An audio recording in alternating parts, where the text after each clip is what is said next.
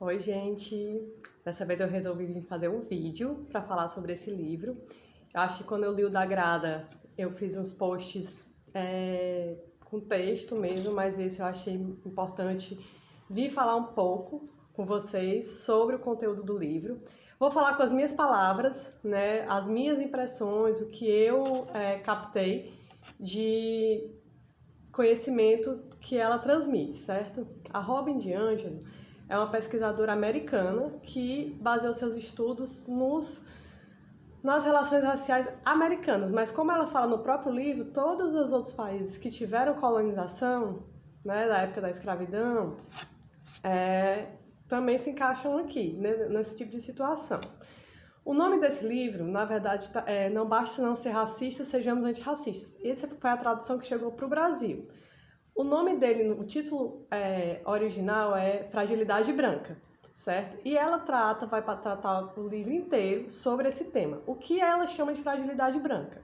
Fragilidade branca é a nossa incapacidade, a nossa sensibilidade, na verdade, a nossa sensibilidade de nós, pessoas brancas, de não podermos ser acusadas de racistas, né? Não se pode falar pra gente que nós somos racistas, que a gente se fragiliza, se fecha, faz um drama ou age com uma certa violência.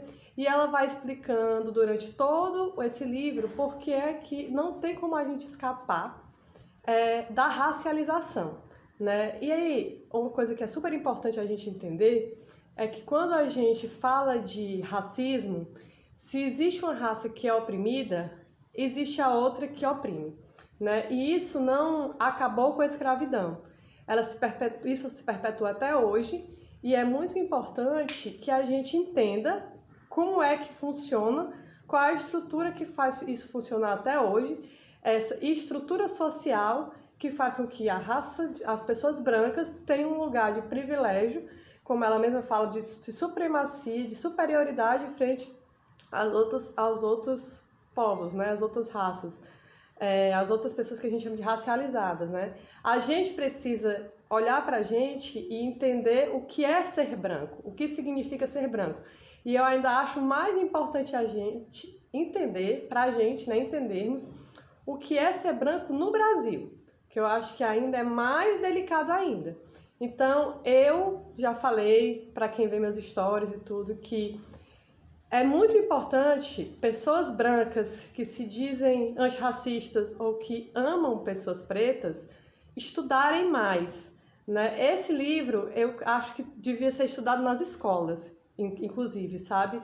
Deveria desde do berço a gente entender como é que essa estrutura se formou, né, há séculos atrás e continua presente até hoje. E como ela fala, o racismo, ele vai se adaptando, gente. Não acabou com a escravidão, ele foi se adaptando e hoje ele tem um outro molde. E é muito importante que a gente entenda isso. É muito importante que a gente entenda que a base do racismo é essa hierarquia onde um povo acha-se superior ao outro.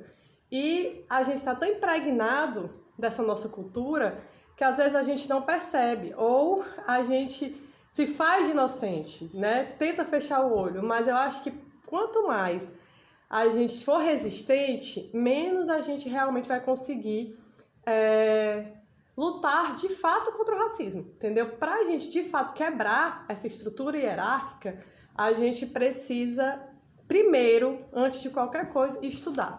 Estudar, ler, ver vídeos, ver filmes, para entender como é que o racismo funciona e qual o nosso papel dentro dessa estrutura.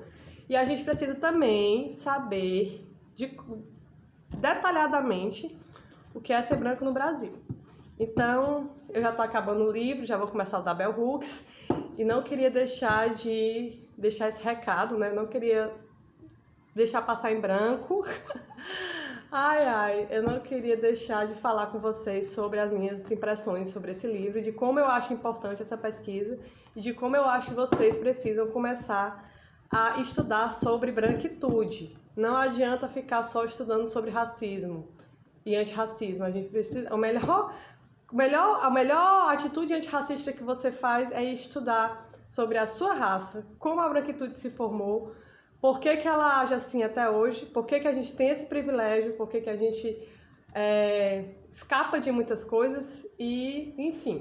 E aqui, claro, que ela traz contexto de classe, traz contexto de gênero e, enfim, bons estudos.